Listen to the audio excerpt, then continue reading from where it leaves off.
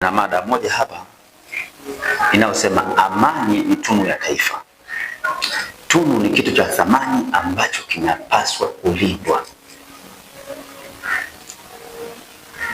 Amani ni moja ya zawadi ambayo tumepewa na Muumba.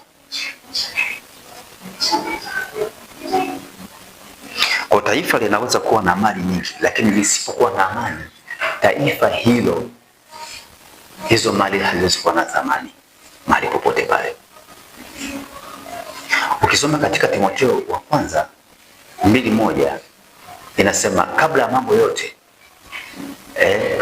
yote tufanye shukrani na dua na maombezi kwa ajili ya viongozi wote na watu wote, ili tuishi maisha ya utulivu na amani.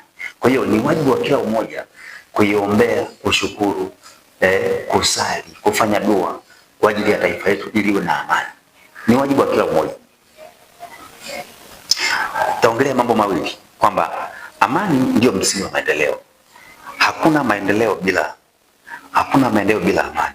Pale ambapo kuna amani, watu hulima, hufanya biashara, watu husoma vizuri, watu huabudu kwa uhuru.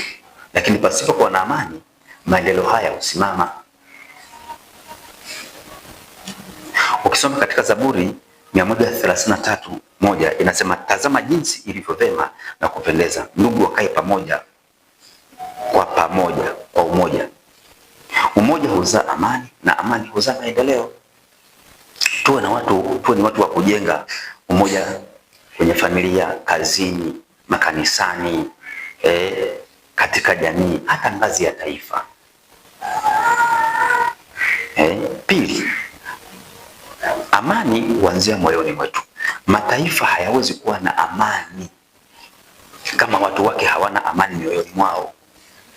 Mtu mwenye chuki, hasira, visasi huwa chanzo cha migogoro, lakini mtu mwenye upendo, msamaha na hekima hueneza amani kila mahali. Kwa hiyo tueneze amani kila mahali. Katika Warumi 12:18 anasema ikiwezekana kwa upande wenu mkae katika amani na watu wote. Kwa kabla ya kutaka taifa liwe na amani, tuanze sisi wenyewe. Tuwe watu wa kusamehe, kuheshimiana, kuzungumza kwa hekima na kutii sheria za nchi. Ndugu zangu, amani ni tunu ya taifa. Tulinde kwa maneno yetu, matendo yetu na maamuzi yetu kila siku. Tusiwe chanzo cha migawanyiko, bali tuwe wajenzi wa upendo na umoja. Kumbuka, ukilinda amani, umelinda familia yako, umelinda jamii yako, umelinda taifa lako. Na watakieni amani. Asiwepo yeyote wa kusababisha amani itoweke ndani ya taifa hili. Asante.